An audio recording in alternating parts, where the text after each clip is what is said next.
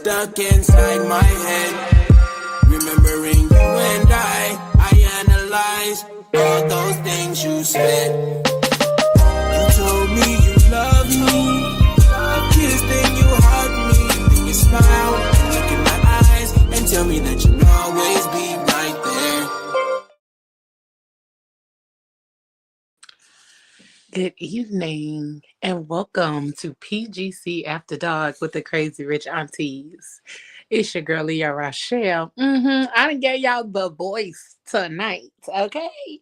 I had to tap in a little bit, but tonight with the Crazy Rich Aunties, we are talking about the power of pleasure, how sensuality fuels confidence, success, and seduction, okay?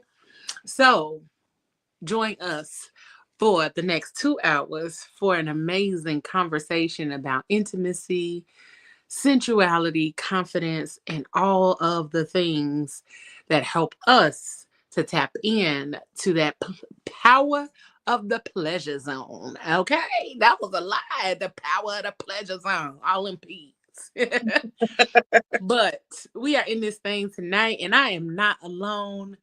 Please understand, I got none other than Miss Lindsay, Auntie Lindsay in this thing with me tonight. And then we got Auntie D in this thing as well. How y'all ladies doing?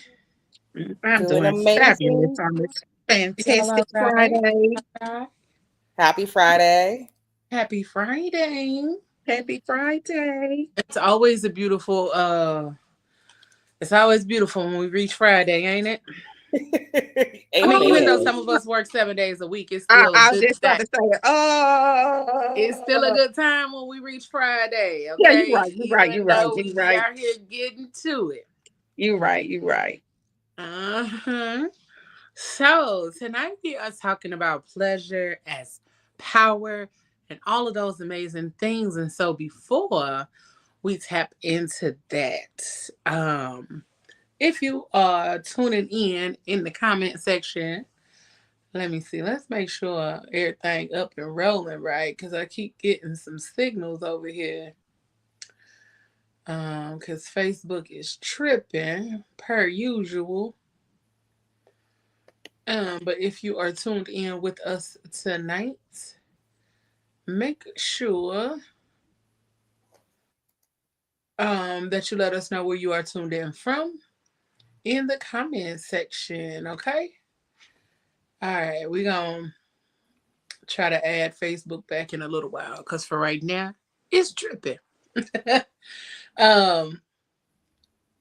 Sorry for the delay.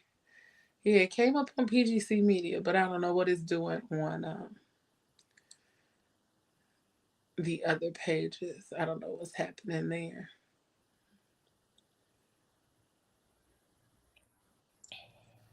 Yeah, I don't know what's going on. It's okay. The show must go on. Listen, Facebook does its own little thing when it wants to, and then it decides, oh, okay, now I want to do something else. I don't want to go left no more. I want to go right. So, yeah, never mind. We're not going to worry about Facebook. But if you are tuned in tonight, make sure you you hit that like and that share button, y'all. I'm sorry. I'm over here trying to do too many things at once. We know what you meant. Too many things at once. Hit that like and share button. Share with your peoples. Also, if you are not subscribed to the YouTube channel, please make sure you do so. We would greatly appreciate it. But again, tonight we are talking about pleasure as power. And one of the things that as I prepared for this conversation with you all tonight, the one thing about the title that kind of drew me in was how it builds confidence and success. Like, I had never thought about pleasure in that way. That pleasure was able to build my confidence and self-esteem and help me to understand my self-worth and helped me to understand how to make better decisions because of me tapping into my pleasure and me tapping into those things that give me pleasure. Um, and I found a video that was on TikTok. So I'm gonna play this video real quick so you guys can take a look at it and you guys tell me what you think. So 6 days ago, I decided that for 30 days, I was going to prioritize my pleasure because I realized I don't even know what I like to do. Like, I don't even know what I want because I don't even know what I enjoy. And a couple of things that I've realized, one is that I don't trust my judgment. And I've kind of been treating my pleasure like an alcoholic treats alcohol. You know, like they can't just have one drink. That's what I feel like. I feel like I'm so afraid that I'm just going to like go off the deep end. I understand it doesn't make logical sense. But in my mind, that's how this came up. It's like, I'll touch enjoyment and then I'll get spoiled by it, you know? Because I had the thought that was like, what if I prioritize pleasure and then I find out that it feels really good to like enjoy things and then I want to keep doing it, you know? And then the rational voice in my head was like, that sounds like a plan. You mean, what if you just enjoy your life for the rest of your life? But it's like it felt indulgent to even be happy for a moment. And I'll tell you what happened. Day one, I was like, oh, I'm not so sure about this. And I kind of like dipped my toe in and was like, oh, this could be nice. You know, I like this. Day two, I was like, fuck yeah. Day three, I'm like, all right, let's keep it up. And at the end of day three, I was like, no, it was too much. It was too much. You had too much pleasure. So I realized that it takes me apparently 72 hours of feeling good before I'm like crawling out of my skin and really nervous of like always looking around like the other shoe's gonna fucking drop. What if someone catches me having fun? So anyway, I'm on day 6 and I went for a walk before work this morning and it was nice, but I also low-key kind of think that I got burnout from like trying to be happy, and I don't want to force myself into trying to feel happy because, you know, like that's resistance to like negative feelings. So for day 5 yesterday, I was like, you know what would actually make me really happy? To just stay in a big XXL sweatshirt all day with the windows open while it was raining and watch a show on Netflix. So that's what I did. And honestly, that's why I woke up this morning and was feeling good. So like pleasure doesn't necessarily have to be productive. Is that true? I heard the rational part again. It makes too much sense sometimes. I have to shut it down.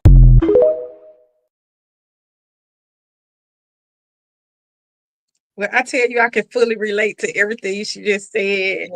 Yes. I can fully relate. I can relate in such a way that it was like, oh, when I saw the video, I was just like, okay, yes, ma'am. This got to be what leads the conversation, simply because a lot of us are afraid of what that would look like for us if we decided to enjoy our lives, if we decided to take the full-on plunge and indulge in pleasure for ourselves. What would that look like? What would that look like if you were not always waiting for the other shoe to drop, or if you were not always waiting on or wondering what pleasure would look like, but actively tapping into that pleasure, actively tapping into that for yourself? What would that look like? So what would that look like for y'all? For me, of course, you have to have balance because we're gonna still have to adult. You know what I'm saying? So for me, coming up with a couple of days, because we do work, well, I know you work just as much as me, Leo, but because of what we do, and I'm grinding 7 days a week, I have really been focused on prioritizing 2 days a week that I'm gonna cut my workday in half and enjoy doing something that's pleasing to me. And when she said like just putting on a sweatshirt and listening to the rain and looking at something on TV, I can so relate to that, because it's just the simple things that, because my life is so busy, cuddling up in the bed, putting on something comfortable that feels good on my skin and grabbing a book or finding something on television to watch, things that I rarely get to do. It's so fulfilling. So for me, that pleasure looks like to me carving out time in my busy day. It's 7 days in a week, but I'm gonna start carving out 2 of those days to take at least half of the day to do something that's fulfilling to me. And like she said, it just if I can achieve that, the joy that I will feel deep down in my soul, then you feel like you can conquer the world. Like, yes, you know what I'm Mhm. saying? So that's why I was grinning the whole time. Like, I can totally relate to what she was saying. And Absolutely. I She think is a lot me. of times, we equate pleasure to spending money. Somewhere in our mind along the way, we've decided to equate pleasure or joy or our happiness to the amount of money we have to spend, to the amount of um how much we're going to get from this moment. You know what I'm saying? Now, if I spend this much, I should be happy for 6 days at least. Like some of us equate those. We are like one and one make two. You know what I'm saying? And that's how we have to put things in order for us to actually grasp the concept of joy or happiness or allowing ourselves to fully indulge in that. And well, like she said, putting on a hoodie and chilling on your couch. Listen, I came home early today. Like I literally decided today, okay, I'm gonna work all morning because it was raining here. I worked all morning and I said, okay, 2:30 I'm done because I gotta go pick up my nephew.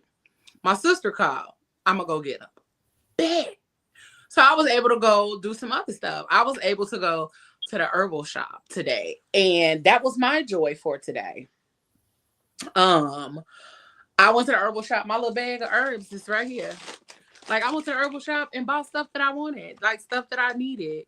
It was literally I spent $29 for this bag of happiness. Y'all see how big this bag is? And it's a bunch of herbs in here. Spearmint, eucalyptus, hibiscus, all of those kind of things.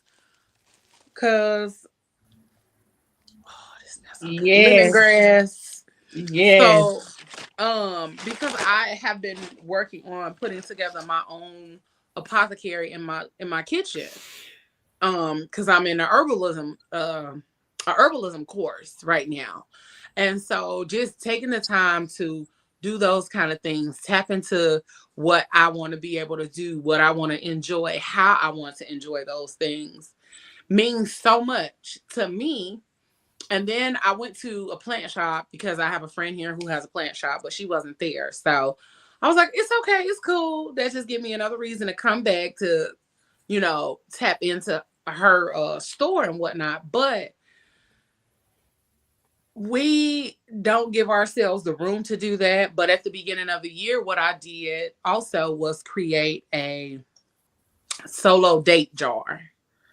And in a minute, I'm gonna let y'all keep talking and I'm gonna go get my jar so I can show it to y'all. But what I did was I was purposely intentional about making sure I do more things this year. Have I done something every month? Yes. Was it planned? No. Like I ended up just doing stuff. So I went to the movies and just simple things like that. I went to the movies. I went to an event yesterday, which was really dope. And that was kind of like my part of my solo date. The rest of it is going to be tomorrow. But really being intentional about those things, spending time with myself, tapping into myself. And like she said, tapping in to know what I like, know what I want, know all those things. Because if you don't do it by yourself, how are you going to know what you enjoy with somebody else? I totally agree. Real. That's so real.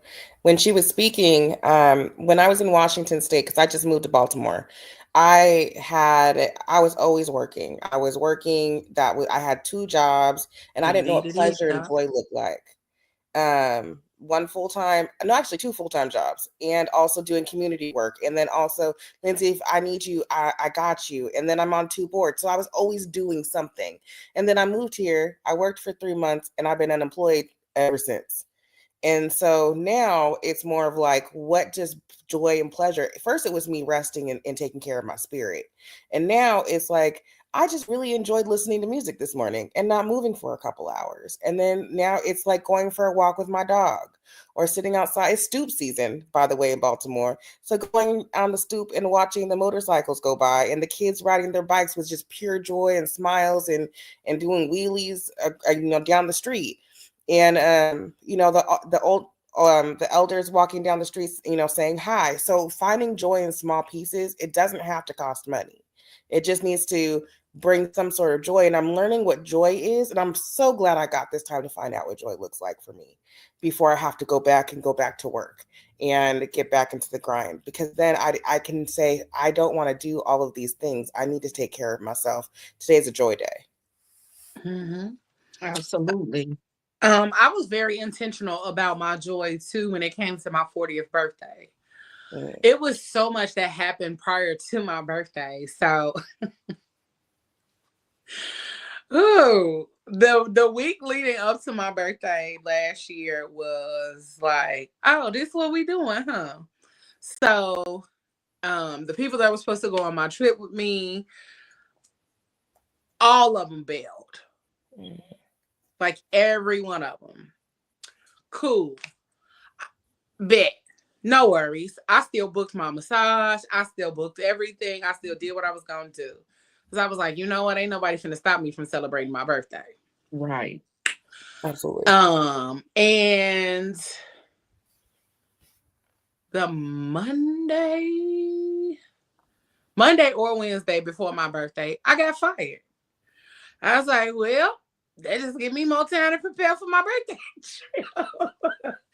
I was like, well, okay, cool. See y'all when I see y'all. And I went on about my merry little way.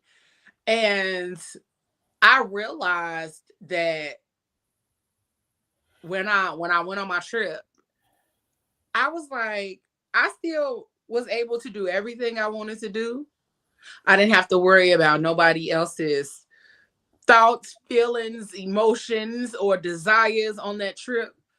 And even though I wanted it to be a big to do and a big thing for my 40th, because, that's what we talk about, like celebrating, making those milestone birthdays a big thing. I really felt like once because I spent 2 days in Dallas and 2 days in Houston for my birthday. And that was an amazing feeling because I paid for my own trip. I paid for everything for my own trip and all of my own activities and all of that other kind of stuff. And so that was a big thing for me because sis had been putting in work, been struggling for a little minute. But most of y'all know the story and some of the things that I had been through prior to moving in my own place and all of that kind of stuff. And so me paying for my whole trip and all of that kind of stuff was a big thing for me. And once I got there, I was able to breathe. I was able to breathe. I was able to chill. I was able to relax. And I realized when I was there, I didn't want to talk to no damn body. I don't want to talk to nobody. I got to the airport early morning on my birthday. I made it to Dallas. I got there, picked up my car, and just the whole experience of what that did for me. I was like, maybe I'm glad them other motherfuckers didn't come. Yeah, it was meant for you They to weren't go supposed to alone. go. Yeah. Mm-hmm. And I was like, y'all weren't supposed to come. Okay, Big Sandals, I see you. And even shout out to Aveda Institute in Dallas.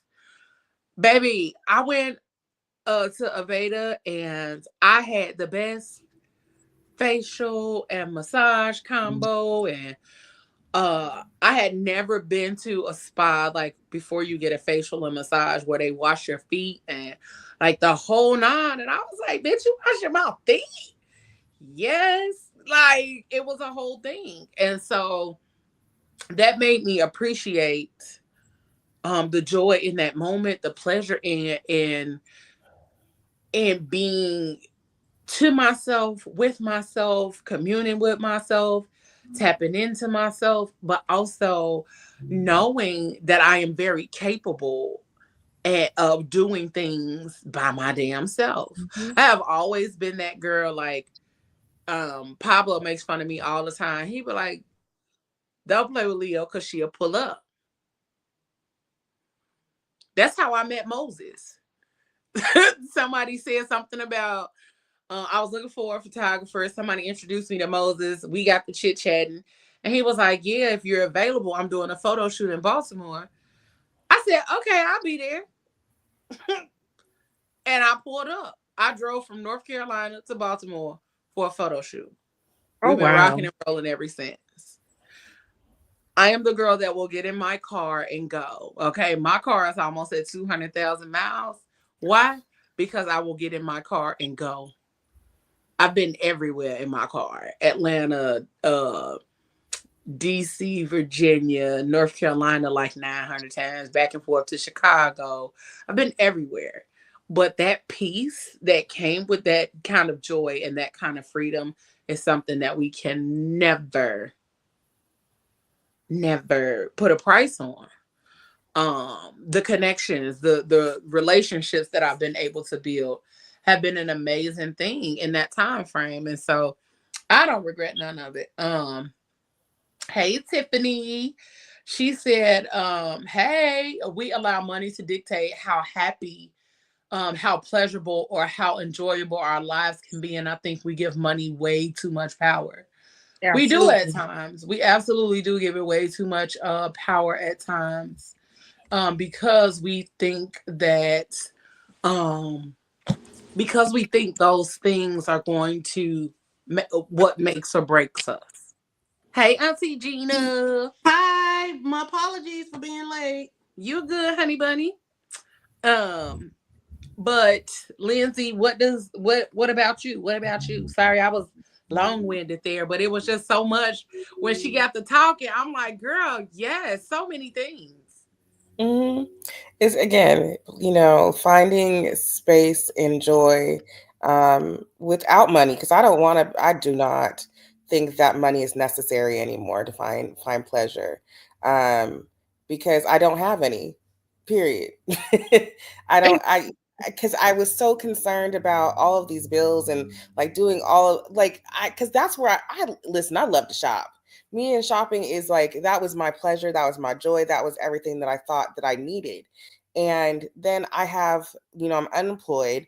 I have a house. I just bought a house. And then I'm like, but I have no money. What am I supposed to do? So I would sit on this couch and boo-hoo and cry and like, I can't do nothing. And then but then you were like, but I can do something. I can read a book now. I can sleep in. I don't know when the last time I got to sleep in. I can watch a movie.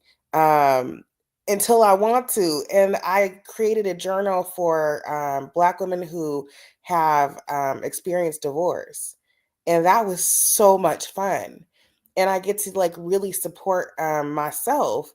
And, my little dog has been loving it too because he gets his mom home all the time. So, being able to, I know people are like, it's a dog, but I get to raise my dog. He doesn't have to be, the kennel doesn't have to raise him. And he gets Right. to I get to love on him every day. In the morning, we lay there and we just cuddle. And that's the best part of my morning. That is so awesome. What about you, Regina? Okay, so I'm kind of lost. Kind of catch me up of what you're So speaking on. we're talking about the power of pleasure and something that you have discovered doing that brings you pleasure. Hmm. Just you and you alone, not, you know, being in the company of anybody else, just something you like to do when it's your me time. Um, it has to be me with my plants. It's something so healing about walking into a room full of plants. You walk into my living room, it's almost like a forest. But Oh, Oh, I love. when I walk in the morning, because I have the misters going, I have the growing lights. So when you walk in, it's just like, oh wow, I can say woosah, Mhm. and that's one of my like pleasures. I love plants. So when I walk into my living room, I walk in singing to my plants. Um, I'll be like, "Good morning, how you doing?" And I go and I kiss on them and I love on them, and people be like, "Oh my God, you do too much with your plants," but people don't understand. Plants are therapeutic, and when you talk to them, they grow. I have like two big monsteras that I bought. They were like this. Their leaves are like this now. So when you Let walk in me my get a house, clipping. Let me I get got a you. I clipping. got you.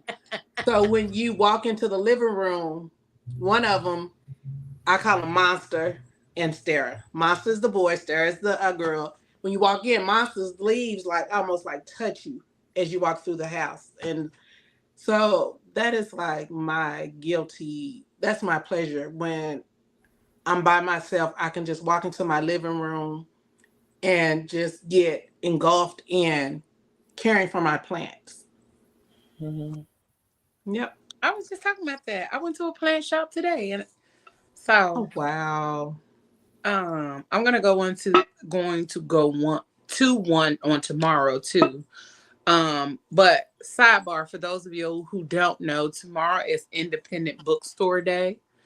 So if you like books, go support a local independent bookstore, not your major chains. Okay, make sure you go tap into your local bookstores. okay. But I told y'all I was gonna go get my date night jar. So this is it. I bought a jar, cleaned it, cleared it, cleansed it, saged it. And I'm a colorful person. So as y'all can see all of these different colors of sticky notes in here. I absolutely love sticky notes. So I took my sticky notes, sat down at the table, and I started writing all of the things I want to do this year. And I'm supposed to go in this thing and pull out something for two things for the month. I'm supposed to spend time with myself at least twice a month. And so once I got done writing all of them, I sprayed the top and the inside of here. So when I open it, it smells good. It makes me excited. It brings about that spirit of, oh, feel good. So Yeah. Mhm. um I am getting better about spending that time with myself to do these kind of things, to pull out um, some activities for the month for myself, for planning my day, for journaling at night, and all of those kind of things. But one of the things I wanted to ask you, ladies, is outside of the bedroom, what is it, or how do you go about defining sensuality for Mhm. yourself? For me, it's just remaining in my soft girl era. I'm a fire sign. And so I feel like a lot of times up here, but I like to be down here. If you get what I'm saying. So outside of the bedroom, I like to be in environments around people, person, places, and things that keep me in my soft girl era because I am a sensual person and I want to be that way inside and outside of the bedroom. So I'm big on the energy that I want around me so that I Mhm. can stay in my soft girl era. Does that make sense? Absolutely, honey. Yeah. Yes, absolutely. I agree. If I could be soft and just because I love getting my hair done, I love getting my nails done, I love getting my eyelashes done, but it's not because I'm getting them done, it's because I feel my most feminine self when I'm doing those things. And even when I can't do them, I'll do it myself. I'll do my own hair, or I will. I'm not good at lashes yet, but we're working on it. But finding ways to my dad dressed me like a boy for until I was what 20. Okay, and so now I get to wear dresses and wear bright colors, and I love a good lipstick. Give me a good lipstick. So anything that I feel like it makes me like touches my femininity, I'm about it. I ain't mad at that. That's how I got the nickname Auntie Silky Thick from Paula. I got the nickname Auntie Silky Thick because I started wearing like silky robes and kimonos and things like that because it feels good on my skin. Hmm. It feels good when I wear things like this in my home, like truly enjoying myself, truly allowing myself to be free because for so long, you know, when you live with other people, you don't have that level of freedom when you're in your own. And so Hmm. it took me quite a bit of time to remember that this is my space. You know, I can operate it in it as I want to. And so I started making sure that when I'm at home, I got on stuff that feel good. Hmm. So I have been collecting kimonos and silky robes in a variety of colors and patterns and things like that. But also, one of the other things that I do a lot of is setting the mood in my home. That's what creates a space of sensuality outside of my bedroom. I do have like LED lights in my bedroom. Like I have, you know, the lights here and all of that kind of stuff. And it helps me to come home and want to come home and be in my space. I can turn on my music, and I've been really intentional about curating my space at my home. And so, um, that's what sensuality looks like to me, but also investing in products. And I think we said this on the last show or two shows ago, investing in things like body lotions and oils and things like that that help me to feel good because I like feeling good. I like smelling good. And I think that's why I've been trying to figure out what to do with my hair because my hair is a big part of me feeling good. My hair is a big part of me like being able to show up and show out and feel, yeah, my shoulders shimmy a little bit more when my hair is presentable and on point. And so that's why I was like, let me slick it down a little bit tonight and see what happens. But feeling good overall is one of the things for me that makes a big difference. And then outside of that, just having um conversations that are stimulating, that feel good, and all of that kind of stuff. I'm working to have more of those. And so by curating and making sure I'm very intentional about the people that I'm around, I'll have more of the conversations that I want to have. Um, and yeah, and I'm excited to see what that looks like. I'm excited to walk in those different spaces that allow me to be able to fully embrace my sensuality, not just in my home, not just in my bedroom, but everywhere I go. Because when I'm able to embrace my sensuality all the way around, like I said, my shoulders shimmy a little bit better. And kind of going back to the topic, like that sensuality does make you feel confident. It does make you walk with your head held high, and it does make you want to go after things that you might not have thought you could go after before. So, yeah. I'm excited to see. I'm excited for the journey ahead because I'm ready to shimmy. I'm ready to shimmy some more. See, Um, I got another question. Did everybody answer that? Lance? I'm getting ready to answer. Go ahead, Boo. Okay, for me, what sensuality looks like outside the bedroom is I'm starting to I've always been sassy. It's just the way it is. But I am starting to appreciate more as I get older the sensual sensual side of me where I've always been a tomboy. So now it's like when I get up in the morning, it's a routine of making sure I'm doing, the body oils, the perfumes, the heels. When I put on a pair of heels, I don't care if I have on relaxed clothes and I put on a pair of heels. It's just something about a pair of heels that snap. Here you Mm. go. It just makes me feel like, ooh, girl, It's you. different. It's It's different. different.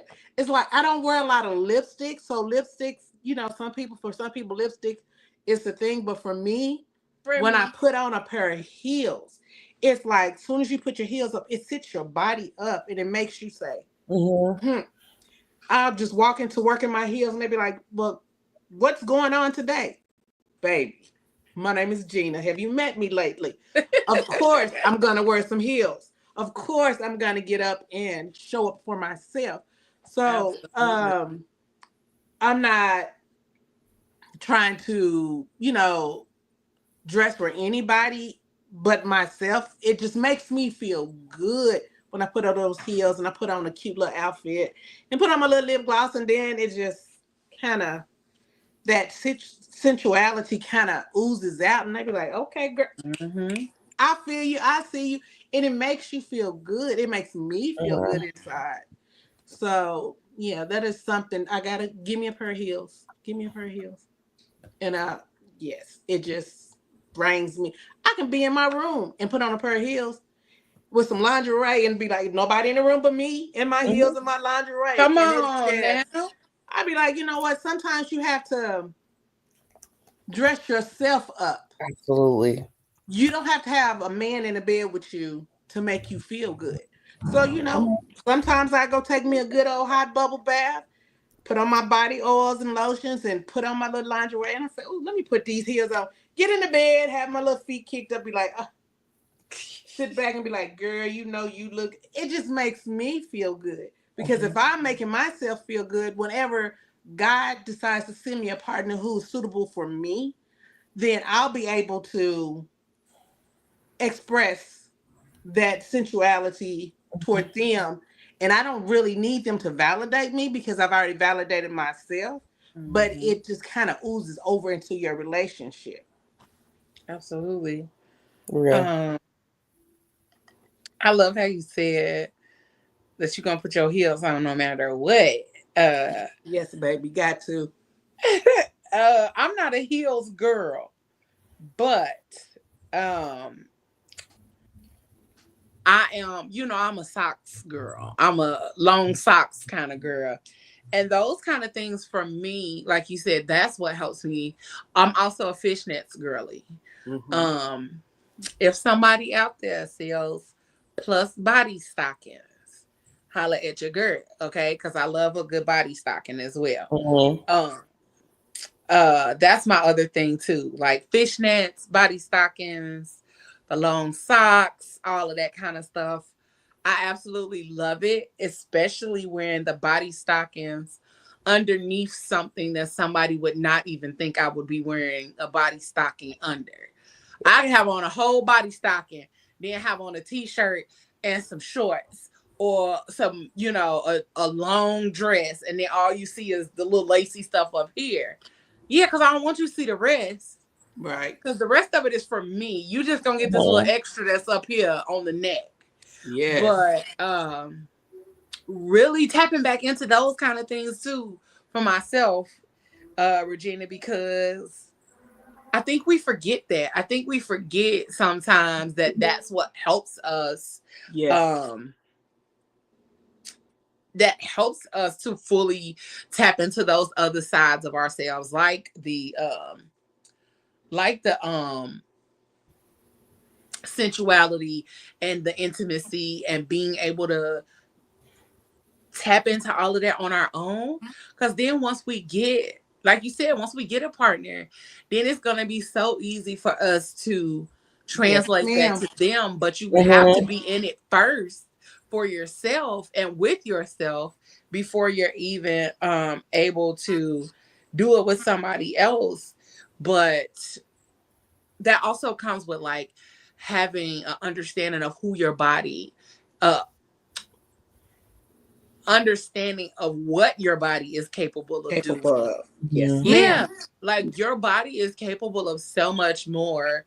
And I wrote a poem. I think it's on my phone, and I'm gonna read it before we leave tonight. But it's a thank you letter to my body. Mm. Um, because a lot of us don't find the time to appreciate and have a conversation with our body because it does so much, and we take it all in stride like that's what it's supposed to do. But yeah, but also say thank you to your body for doing all the things that it's supposed to do without hesitation or reservation, because if your body decide I don't want to breathe no more, you in trouble, my boy.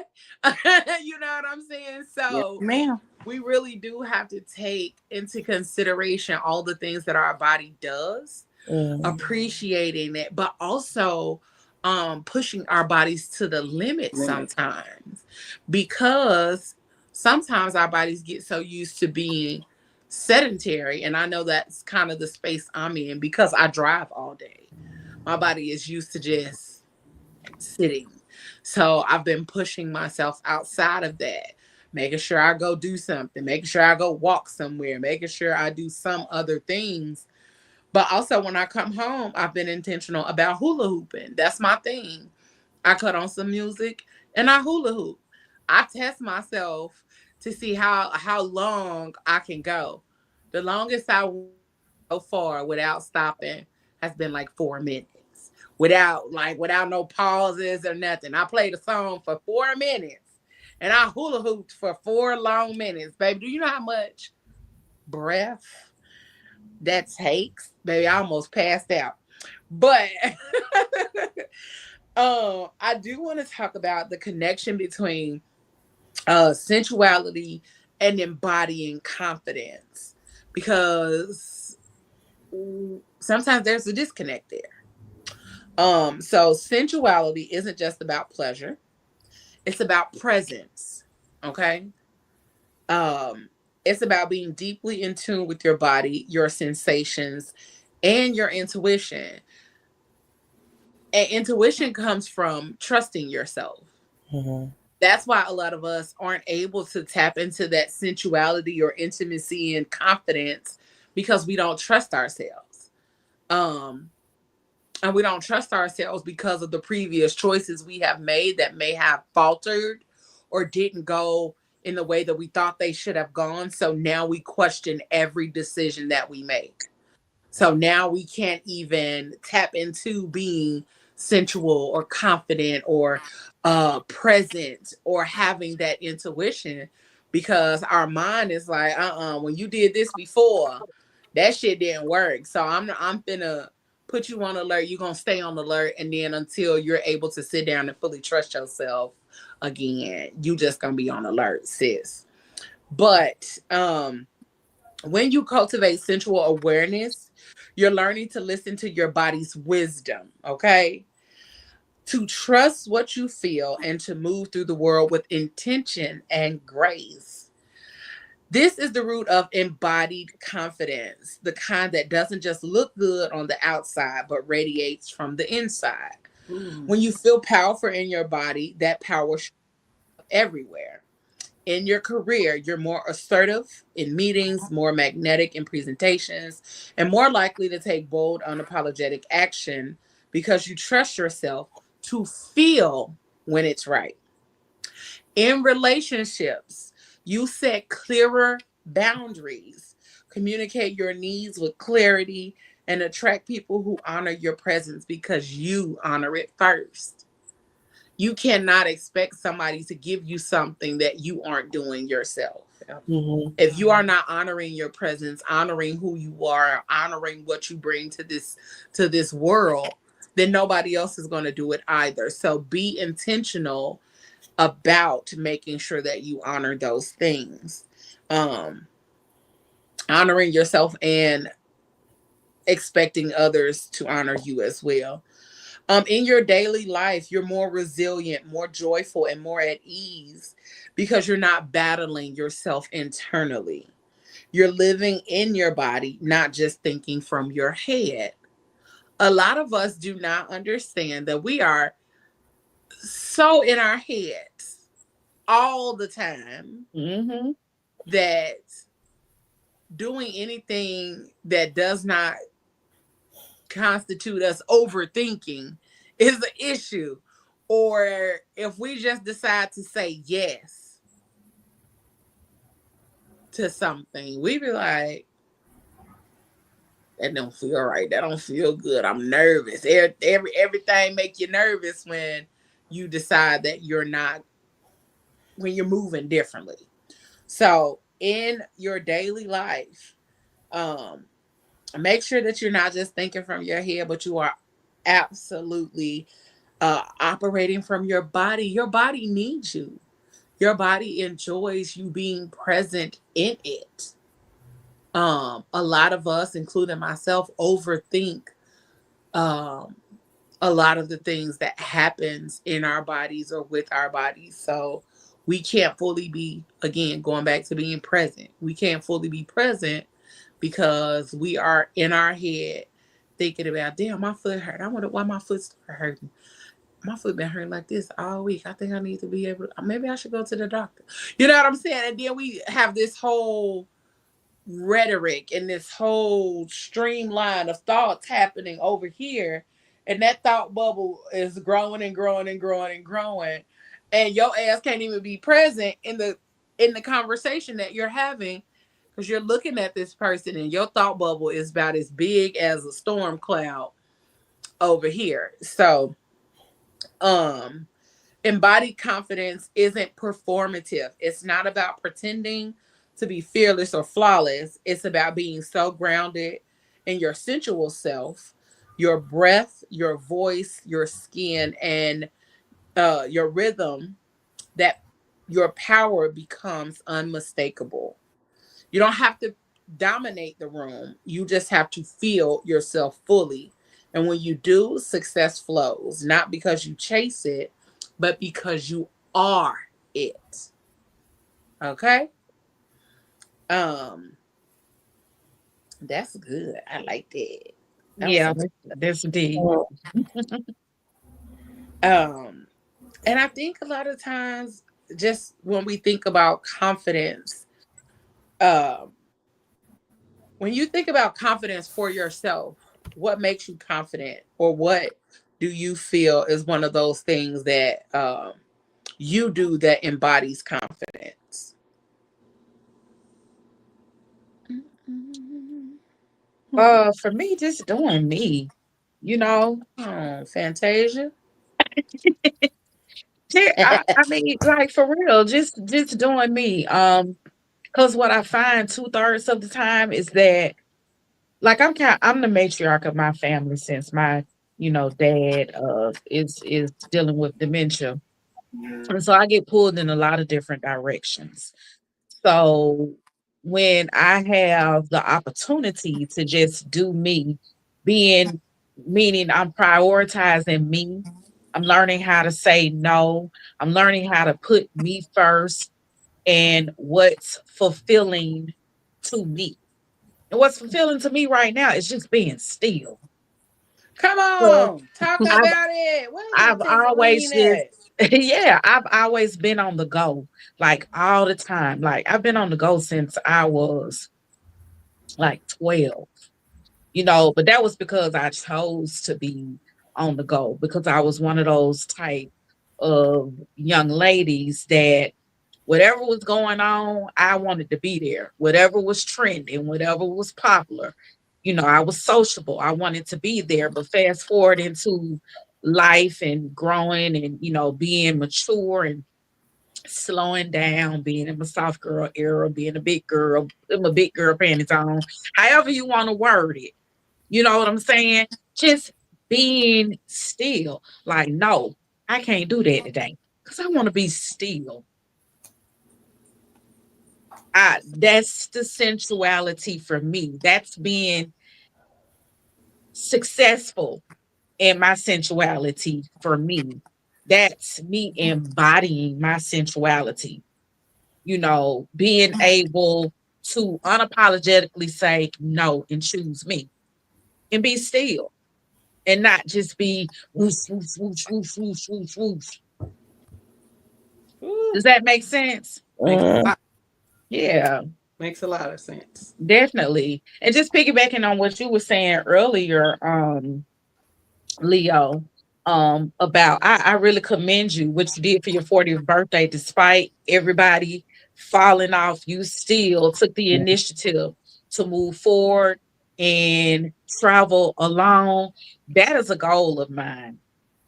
That is a goal of mine. I want to just be in a space where I can just say, you know what? I'm about to book a flight and I'm out. Just do choose a city. it. Just choose a city. Like, say, for example, if I be like, okay, Leo, I need to get away this weekend. I'm about to fly out to Indianapolis. Come on, girl.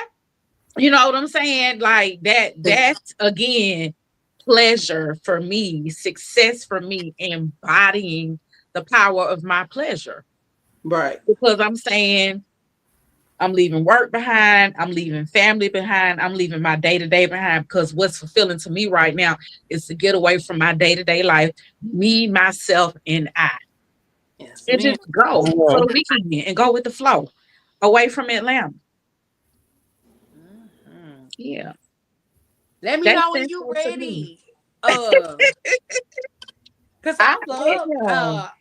I think that's the part that has allowed me to uh kind of move into different spaces within myself lately and exploring a little bit more and being willing to do more is because I know I will get out here and try some stuff when it comes to like traveling. Baby, don't worry about it. I'll be there.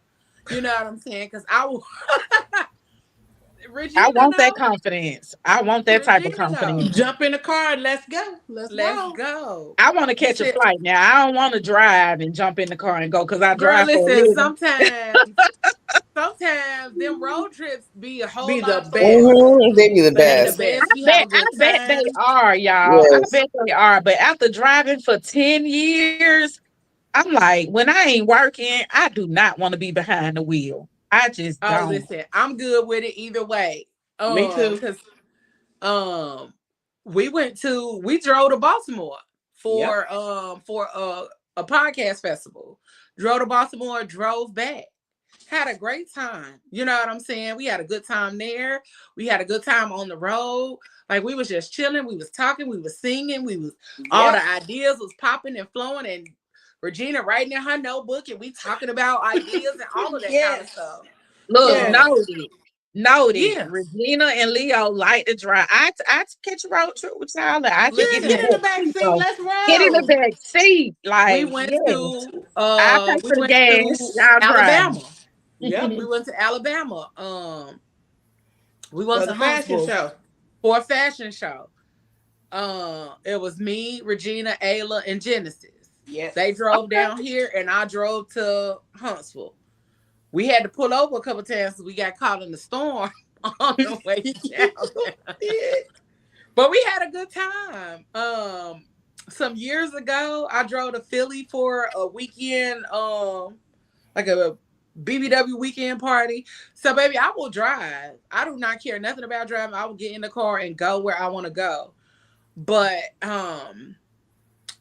being that I'm able to trust myself in that way and just be willing to get up and go, it's really hard for me to think that I can't do too much of anything else.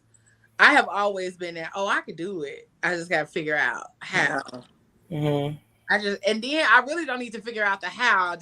I just need to see how it works, and then I can do it. Because I talked myself into becoming an artist, into becoming a painter, into becoming a musician, all of those kind of things. And it's like, girl, you just be out here doing shit.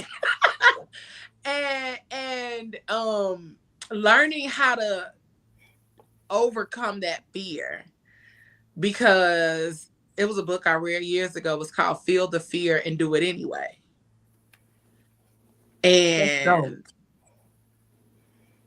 that's a real thing. You are going to feel the fear. You are going to feel every bit of that fear that is running through your body. That is everything that is telling you not to, everything that's telling you all of the things that could possibly go wrong. But you still got to do it. Yeah. Mm-hmm. Or if it's something that you really want to do, you should still do it anyway. Because the fear is there to throw you off your path. The fear is there to make you feel like, oh my God, I just can't.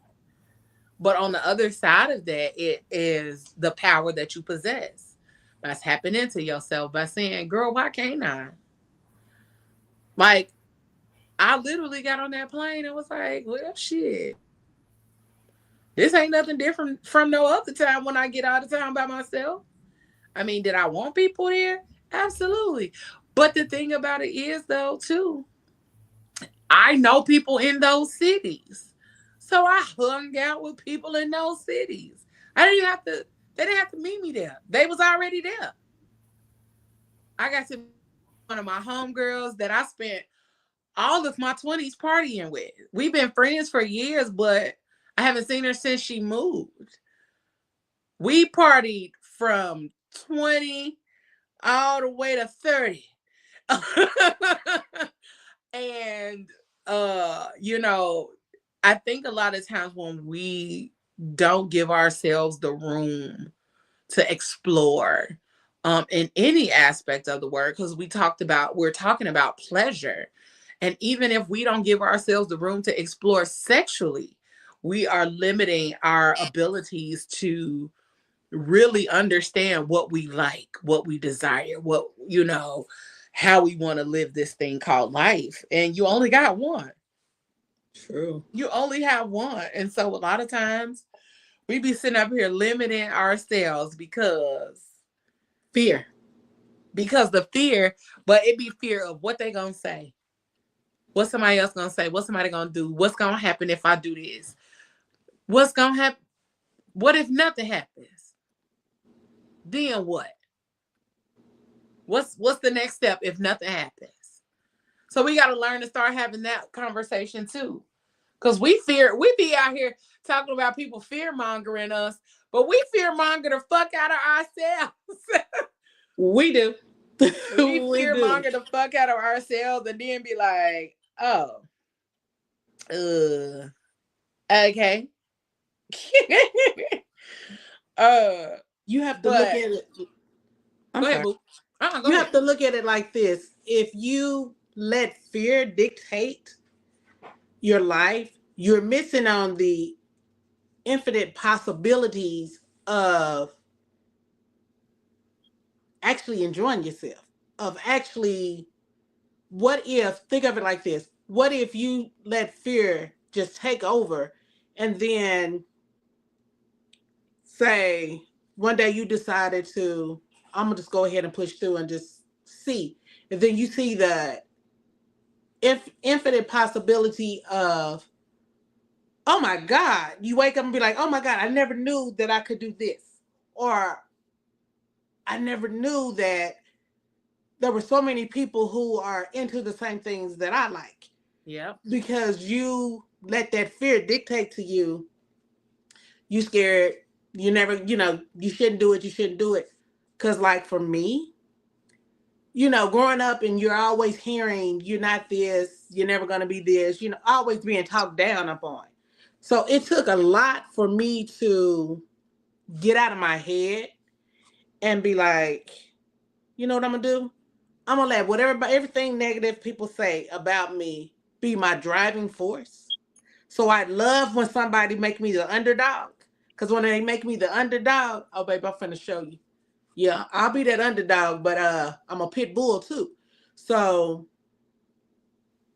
I've just came to, and I think as I get older, you start realizing you can't let that past dictate your future. Mm-hmm. And you can't let what Absolutely. people say about you determine who you want to be. So Mhm. you have to push through. And if you have a goal to be a doctor or a writer, I want to be a cinematographer. So, at first I was like, girl, you too old to be going back to school. But at the end of the day, my drive is more than my age. So it's like, I'm not going to let that stop me. And I'm not going to let my fear of failure stop me from pushing through. Mm-hmm. Because I got a goal and I know what I want to do. And every time I see it, I vision it in my head. So your girl is pushing through. And I'm just And like, she is. I'm pushing through, And pushing she through, pushing is. through. So Hey. it's like, yeah, don't ever let fear dictate your future. Cause that infinite possibility of what could be, it's right there on the other side. Mm-hmm. Right there. Right there, right there, right there. I'm not gonna fear traveling alone. It's my goal to travel somewhere alone by the end of 2025. Come on, goals. Come on. Now you know what you can do since you have that fear? Let me tell you what I used to do. I used to take city trips by myself. When I first Yep. learned to travel by myself, I would travel to the next city by myself for the weekend. And then, I'll explore it and do whatever I need to do. And then before I knew it, I was jumping on a plane. I was driving to another state or out of the country by Mm-hmm. myself. So I mean, you just got to do baby steps until you get used to it. And That's once you what I get plan to used do. to it, honey, you're gonna be like, "Where you going?" I'm getting on a plane. Listen, Mhm. and you be ready to go all the time. That Mm-hmm. All the part. time. That part. But I also think that comes with me being one of the like in my friend group, I think I'm the only one who does not, me and Marcy are the only two that don't have kids. I was just gonna say that too. That has probably been something that has held me back for a long time. And then soon as my youngest daughter graduated from high school, then I had the responsibility of caring for my dad that Mm-hmm. has dementia. So it's like now it's been a year since I haven't had to care for him, but I spent this last year in hustle mode. So now I'm getting to the point where things are starting to kind of slow down. I'm like, I'm ready to catch out. So Mm-hmm. yeah. Well, I come can't on wait to then, share girl. my experience with y'all. I'm gonna do it. I'm going to do it by the end of 2025. All Come right. on, honey. So I want to talk a little bit about the art of seduction. Okay. Mm. I love. Okay. I ooze when I can be in the mood or in that space of seduction or seducing. Um One, it is like the funnest thing ever, okay? Uh it's the funnest thing for me because it never has to go a direction you don't want it to. But my favorite part of like the seducing thing is taking the pictures.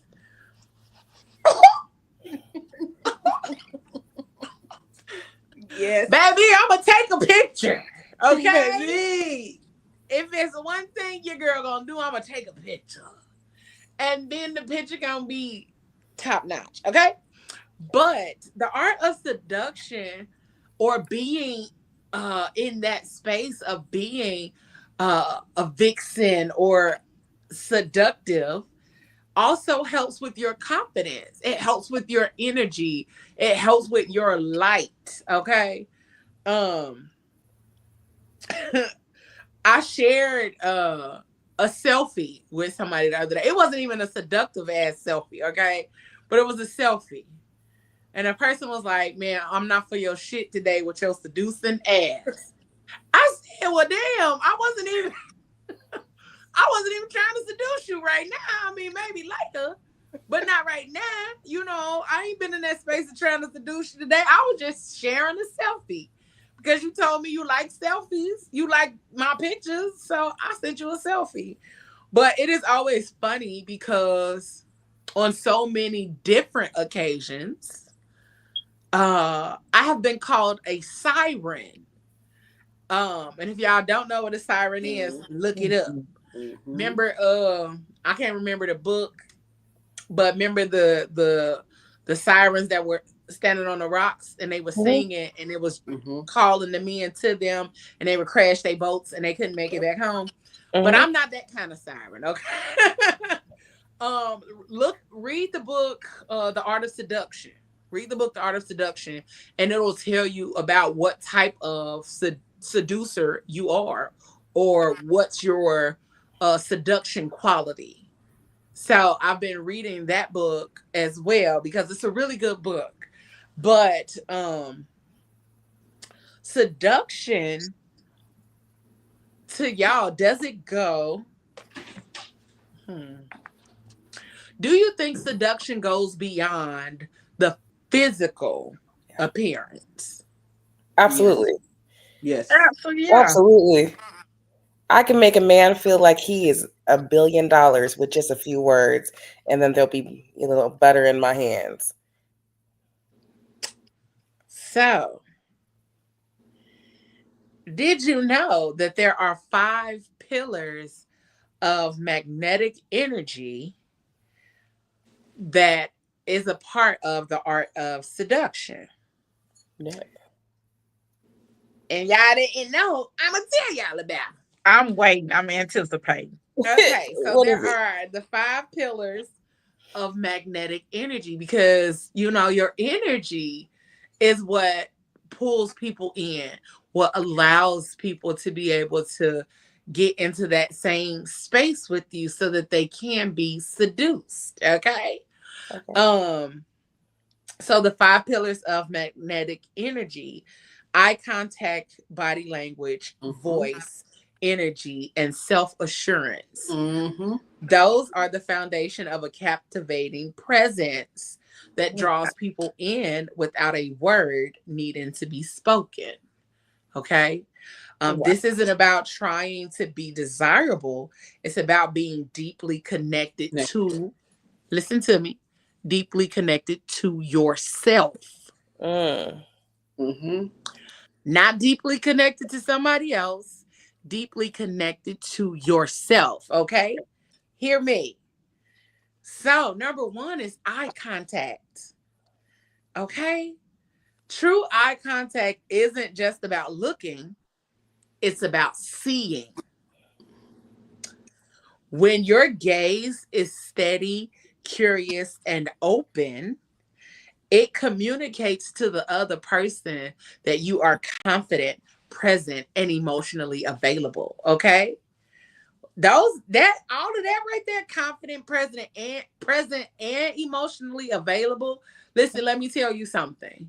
Being emotionally available in the presence of somebody and you are confident in who you are and you can be present and your eyes and all of that can tell them it's me and you. Okay. Baby. All right. It is, and let me tell you, it's one of the fastest ways to form intimacy, even in everyday conversations. That's why people say eye contact is important. But also, don't be a creep when you looking in somebody's eyes. This is so Because funny that to me. energy matters, okay? That energy that you are sharing with that person in the midst of that eye contact matters. If your eyes are saying, I'm gonna fuck you up, and you not really meaning I'm gonna fuck you up, but you saying I'm trying to fuck you up, it's two different things. You know what I'm saying? So that eye contact really has to speak to what you're trying to say. Even how you hold your eyes when you're looking at somebody is different. If I'm doing this versus this, that's two different things. That's two different things. This looks scary, and it looked like I'm finna fuck you up. No. That's not what I want. That's not the energy I was trying to give you, baby. I was really trying to say, I want to fuck you up.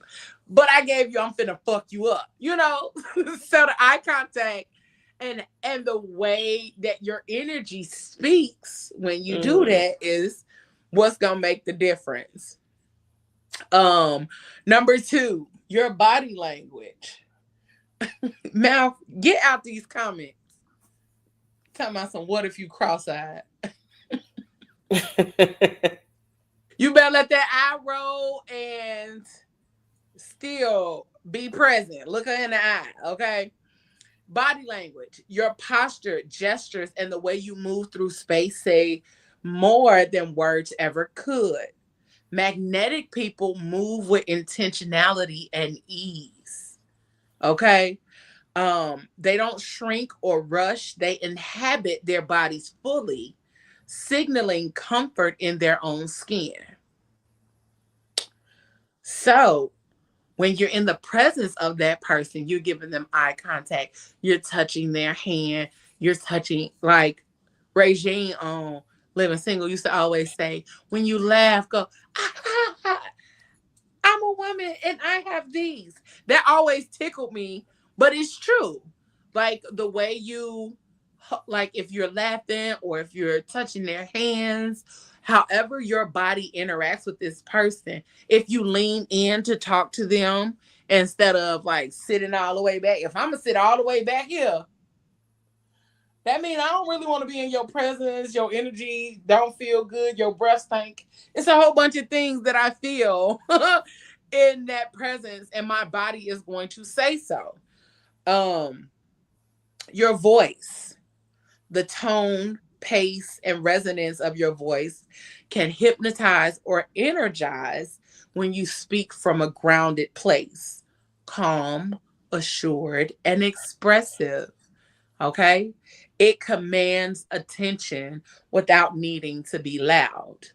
A magnetic voice tells the world, I know myself. One of the other things that I have learned is that instead of talking louder when you're trying to get somebody's attention, you talk softer.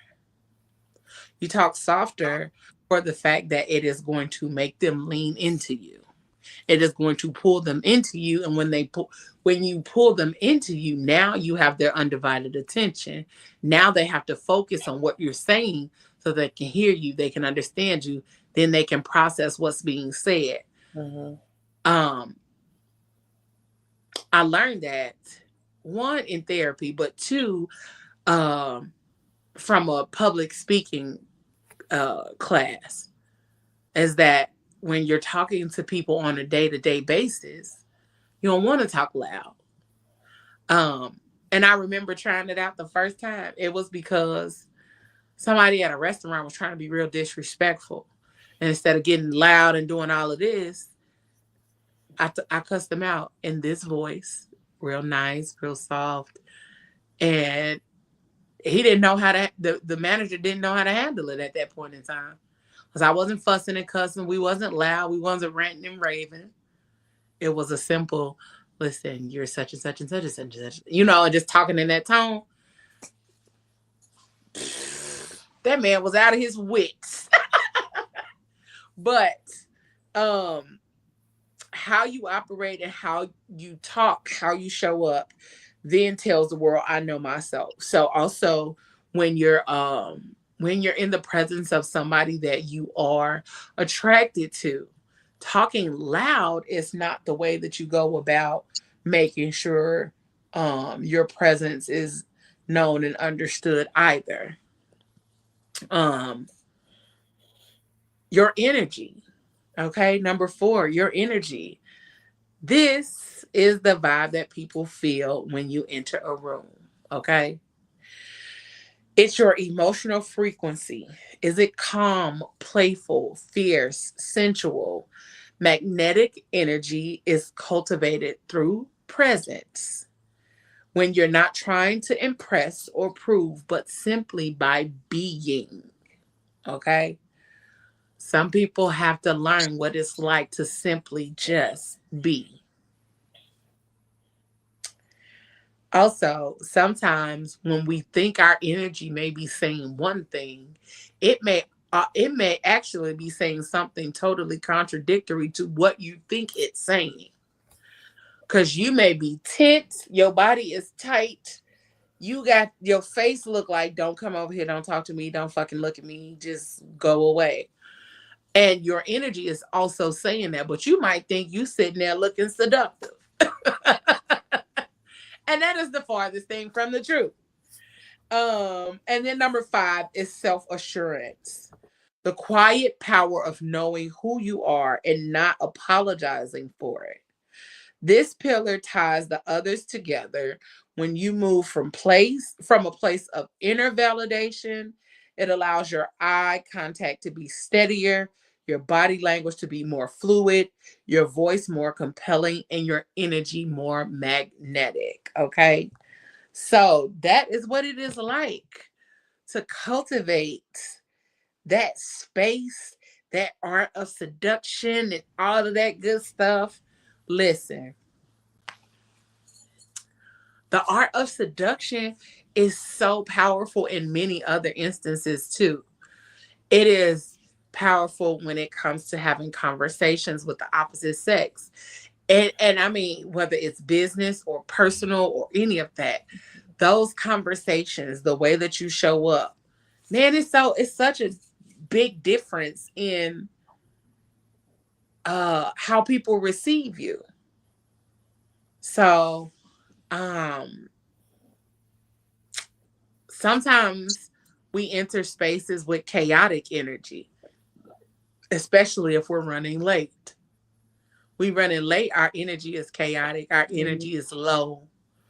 And so it is okay for you to take a breath, for you to take a few seconds to gather yourself, to ground yourself, and then enter that space. Um, because if you don't, what will happen is um, we always talk about the transference of energy, good or bad. But when you enter a space and your energy may be chaotic, your energy is just kind of all over the place because your mind is all over the place. You're like, oh my God, I'm late. What they gonna do? What they gonna say? Blah blah blah. Da da da da da da da da.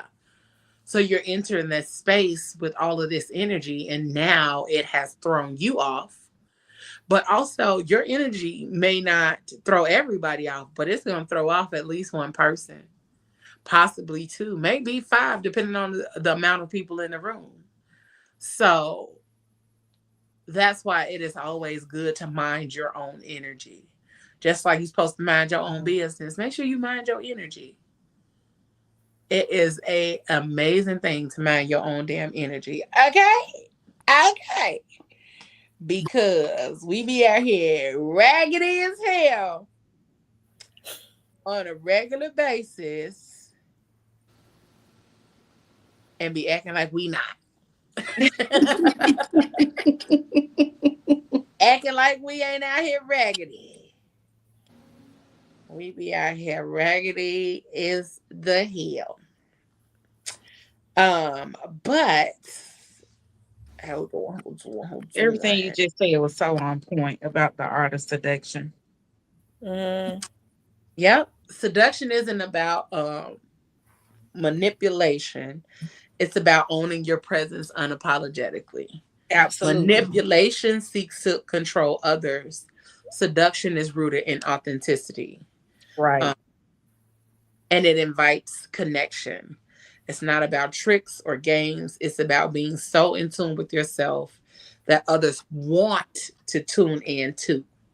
Mm-hmm. True seduction comes from vulnerability, self trust, and a refusal to dim your light to make others comfortable. Absolutely. Baby. So Absolutely. Absolutely. remember that.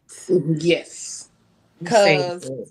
one of the things that we see a lot is like when people think about somebody being seduced, it is that they make it seem like seduction, being seduced and being manipulated are interchangeable. Mm-hmm. And it's not. So um I got invited to um go to the record store for like a coffee date. And I was like, are you trying to seduce me?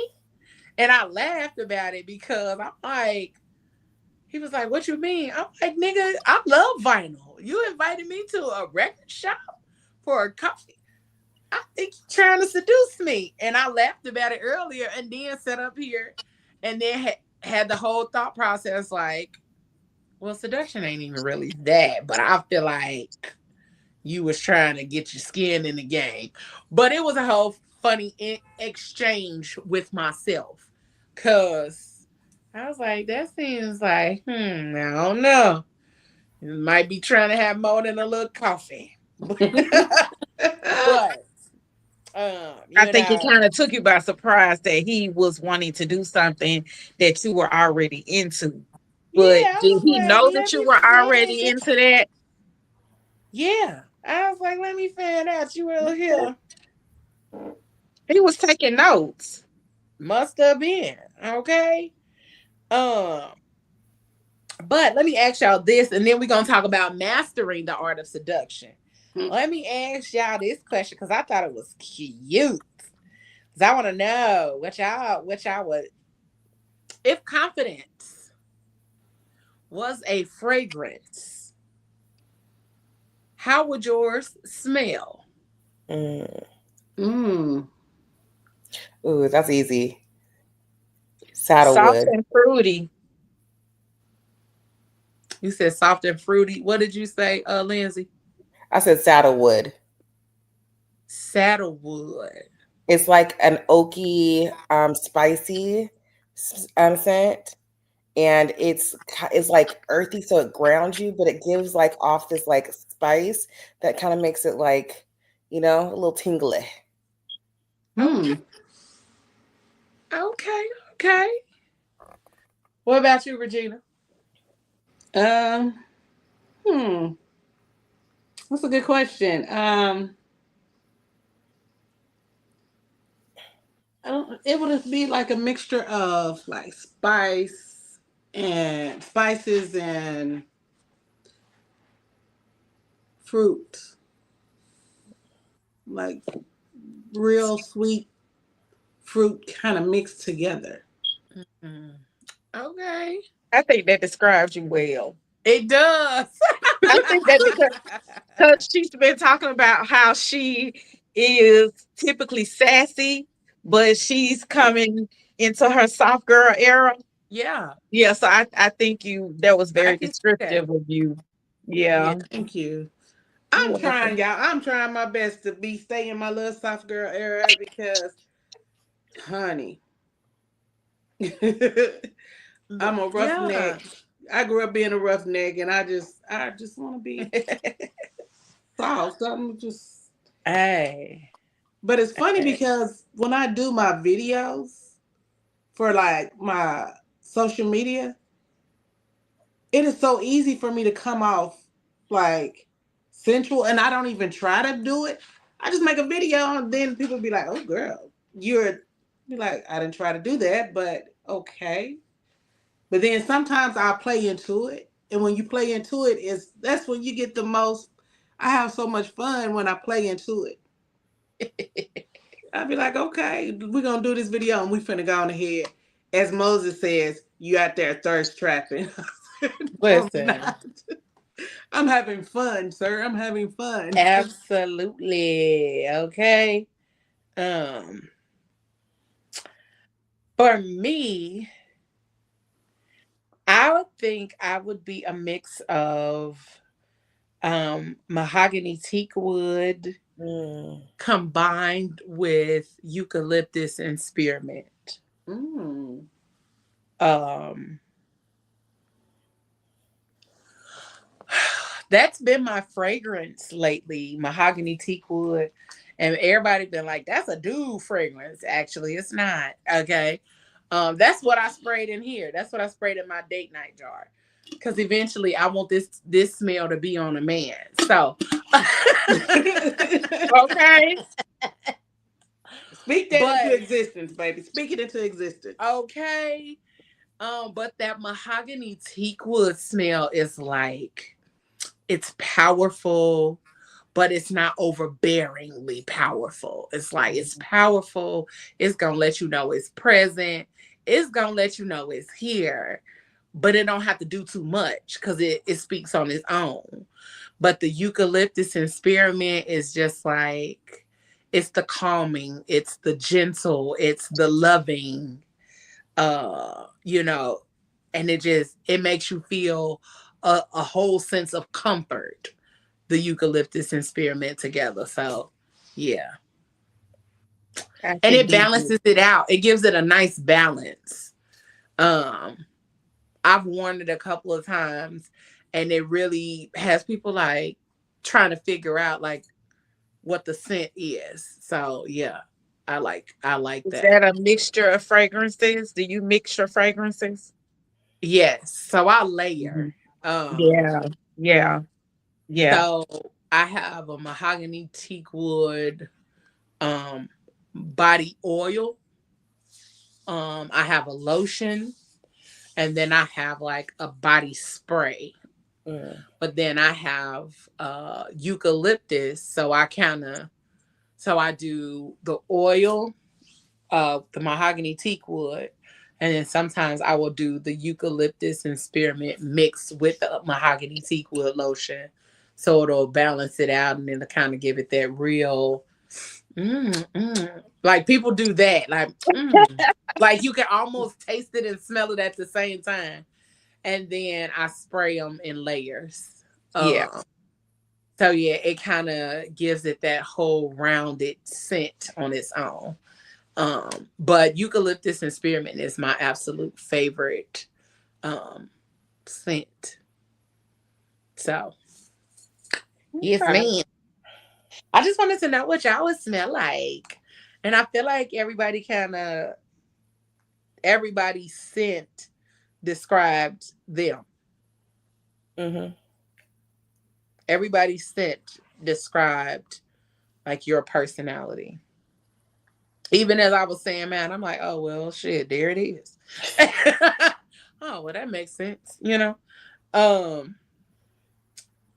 but I think that's part of how we operate, how we do things is the way a lot of times like the way we like to smell, the way we like to talk, the way we like to do things, it connects with all of the other things that we do Mm-hmm. too.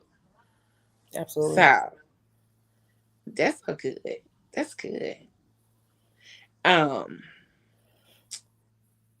hold on. I'm sorry. I'm sorry.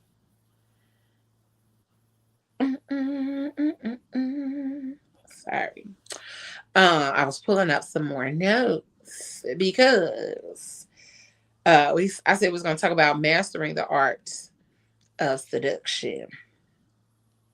Do y'all feel like y'all are very seductive creatures? I feel like I am giving the right atmosphere and giving the right uh person. Yes. Okay, come on, person. Yeah, giving the right atmosphere. And then what's crazy is the times that I feel like that I've been seductive. I know when I am. I can recognize it. I'm always taken aback.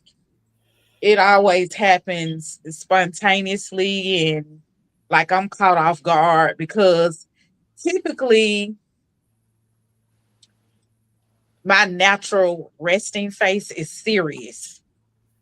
So if you see me just abruptly start skinning and grinning and cheesing and smiling, and the body language is giving this good energy, and the voice starts, yeah, like, yeah, Mhm.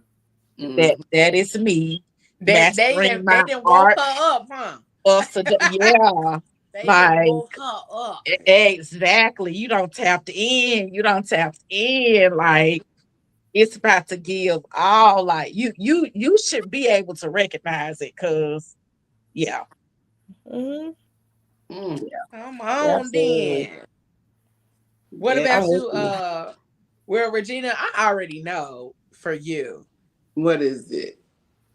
Girl, you always like not always. I'm not gonna say always. I'm not gonna put a definite on it. Mm-hmm. But um with you, a lot of times that what I've been able to witness is your gentleness um is what makes you seductive. Yeah. Like you're not very even though you say you like a tomboy and stuff, even when you're in your gentle space and in your softness, that's when you're most seductive. Yes. I've seen you be that way. And I'm like, okay then. And you know Okay, one look thing I've at noticed her. when I Okay, look become at her. when I get in my soft girl era, I'm touchy feely, and I don't really like to be touchy feely. But when I'm around somebody that makes me comfortable, and Mm-hmm. it's so easy for me to just like reach over and I'll just rub. And it's something about me rubbing on them. It's like that energy flows through my fingers, and it's just Mm-hmm. I'll be like, oh my God. It's a turn on to me to just rub. It's something about the skin. And for me to be that comfortable where I want to touch on your skin and rub on your skin and just, uh, yeah. So if I'm doing all of that, best believe, baby, I'm getting ready to try to turn you out. But that's just me. That's just me. Now I turn you And I that's can so me. out. relate. I can so relate. I And can that's so relate. me. Because it's like sometimes I'm just like, I'll just look at a person and be like, they can be sitting across the room and I just look at them. And if I got eye contact, You said it's that ass is over. mine. It's just in my head that masculine energy kind of pops up and be like, yeah, I'm taking you down. But then it's like, I don't want to be like so masculine, be like, yeah, I'm taking you down. No. Let me come on and sit right here by me. Let me rub on you a little bit. Let you feel my energy. Let you feel it's coming through. Because, baby, what you don't know, getting ready to turn you every which way but loose. But that's But just me. loose. Come Okay. on with it. Yes, it's like cat Right. and mouse. Right. And And that's what it used to be back in the day. Like yes, the Mhm. cat and mouse is what made the chase fun. and that's what it is. It's that chase. I think for me, it's the element of you see somebody be like, oh, some people be like, oh, they're not on my level or I'm not their level and I don't think I can get that person. But see, for me, it's all about that. Oh, so you say I can't? Let me show you what I can do. Mm-hmm. And it's like, I don't want you, but it's just that cat and mouse type of exchange. And then after I get you, I'll be like, okay, baby, nice talking to you. And then I go about my business. But then I walk away with a little pep in my step and I'm smiling because I was like, oh, you thought? Oh, you just don't know who I am. They don't call me Right. I sassy for did no that. reason. Mhm. I came, I conquered, and I left. But that's Right. how, Right. that's just how I feel. And I love that cat and mouse exchange. It's just, I don't know. I feel like I haven't been in the seductive space, I'm going to just say I haven't been in the presence of somebody who has had me want to be seductive or whatever. My sensuality and seductiveness usually happens when I'm by myself. When I'm feeling good, when I'm feeling right. Lately it's been when I've had that hair, okay. When I had my little Farrah Fawcett popping off. That's what's kind of had me in those moods, but also just a lot of the work that I've done, a lot of the healing work, a lot of the grounding work, a lot of working through things and situations has put me in a better space. So I'm able to tap in with myself. I'm able to be present with myself and be, in those modes. So, um, yeah, I have moments, but they're generally when I'm by myself. But we're going to talk about mastering the art of seduction. And then I'm going to give y'all a few tips on the importance of luxury and self-care. Then we up out of here, y'all. So, mastering the art of seduction. Seduction, we just talked about it. Seduction is not about trying to be sexy. It's about allowing yourself to be fully seen, fully felt, and fully expressed. True seduction begins with energy, not aesthetics, okay? So seduction is more about energy than it is about looks. You can be conventionally attractive and still not be seductive, okay? You can be fine as wine and still not be seductive, okay? Remember that. Remember that. Because what y'all might call ugly could probably pull the same chick you trying to pull because he has the energy to be seductive, okay? Because and like I just said, because seduction is an energetic frequency. It's how you carry yourself, the way you linger in your own essence. Magnetic people seduce with their presence, not their appearance. Okay? I'm going to repeat that again. Magnetic people seduce with their presence, not their appearance. Mm-hmm. It's the slow confidence in your walk, the way you hold silence, the way your attention feels like a caress. People remember how you made them feel, not just how you looked. Okay? Remember that. Remember that. How to develop main character energy in every space you enter. Main character energy isn't about arrogance, okay? It's about ownership. It's walking into a room and not shrinking, not performing, but simply being. You cultivate it by knowing your worth, moving in intention, and not seeking permission to take up space. You anchor in your body, breathe in your power, and let your energy speak before you say a word. That presence makes people pause, watch, and lean in. Okay, remember we talked about the lean in? We love a lean in, okay? The role of voice, posture, and eye contact in creating instant chemistry. See, all of this going together. We just talked about this as part of one of the foundations or the 5 foundations of the art of seducing. So now we teaching you how to master it. So your voice is an instrument of seduction. When you speak slowly, intentionally, with tonal richness, you invite people to listen closer. So on PGC After Dark, as y'all saw, or as y'all can tell, I don't talk the same way on here as I do on Tuesday.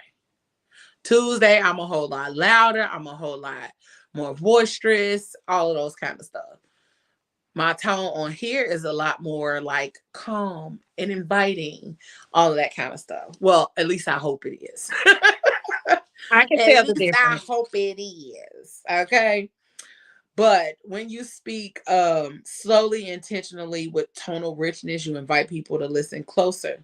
Your posture communicates pride, softness, strength, or sensuality, depending on what you're embodying in the moment. So that's why it's always good to have a good level of posture. If you always, or your body says, I don't give a fuck, your body will show exactly that.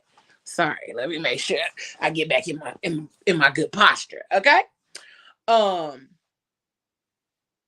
it communicates those things depending on what you're embodying in the moment. Magnetic posture is upright but not rigid, relaxed but not careless. Okay. And eye contact, that's your energetic handshake. It says, I see you. And if you hold it with softness, curiosity, or just the hint of a smile, it can ignite unspoken tension instantly. Okay. So you got to be careful about that eye contact. Like I said, if you looking and you ain't giving the energy of that, you trying to be intriguing or engaging, you gonna look like a creep. Okay. All right. Seduction is a lifestyle. It is not a performance. When you master your energy, your voice, and your presence, you don't chase attraction. You become the gravity that pulls everything towards you. Period. Okay. And then we finna get up out of here. So the importance of luxury in self-care, treating yourself like royalty to radiate confidence. Okay. Luxury isn't about price tags. It's about presence, intention, and the way you honor yourself. Because we always talk about luxury and we think that means a price tag, and that's not what it is. When you treat yourself like royalty, you affirm that you are worthy of beauty, softness, and devotion. So when we talk about being in our soft girl era, a lot of times they use the word luxury. And the reason for that is because you want to treat yourself like royalty and all of that good stuff. So that kind of self-regard radiates outward as confidence, grace, and magnetism. So luxury and self-care is about quality over quantity. It means asking what makes me feel nourished, powerful, sensual, and sacred. It's not about indulgence, it's about investment in your body, your spirit, and your peace. When you infuse your daily routines with elegance and sensuality, you don't just feel better, you show up differently. You walk taller, speak softer, but with conviction, and hold yourself with reverence. Okay. So I will be posting about how to create a self care ritual to tap into your feminine essence daily. And I'm also going to create one for the fellas too, because you need to know how to be out here and be all sensual with yourselves as well. Okay. Being sensual is not just about femininity. Okay. Okay. Is you with me? Is y'all with me? Yes, ma'am.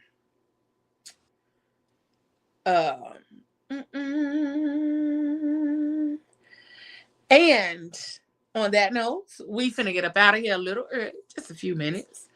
But as you continue to tap into yourself and figure out who you are, what you want, and how you moving through this planet and space, one of the things that I want the ladies to remember, hold on, is this. I have this thing that I tell all my girlfriends: be as transparent as you want, but operate from a place of wetness. Oh. Look at your face. Nasty Capricorn was the first to react. Y'all think it's the Scorpios, it's the Capricorns. You're going to watch them. Because think about, as a woman, not to get graphic, but think about the way that you talk when you're wet.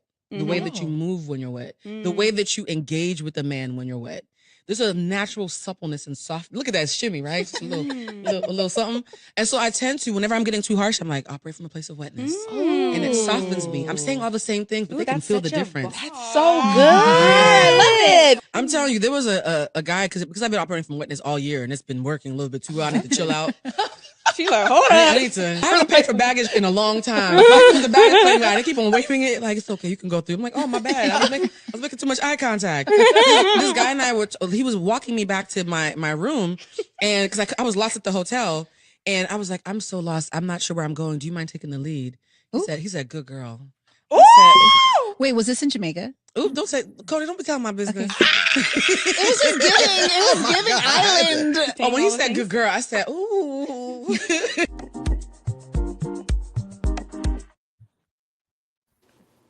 Love. Okay. So, ladies, as you are out here living your day to day and tapping into your soft girl era, remember to always speak from a place of wetness. I was just going to say mental note. Yes, always from a place of wetness. All right. So we thank y'all for tuning in to another episode of the Fat Girl Chronicles After Dark, aka PGC After Dark. We thank y'all for tuning in. Make sure that you all are tapping into your seductive side and making sure that you are doing it from the center of pleasure and knowing that pleasure is power, okay? Because all of that fuels your confidence, success, and all of that seductiveness. All right? Y'all, we thank y'all for tuning in. We finna get up out of this thing. But keep it grown. Keep it sexy, y'all. And keep it classy.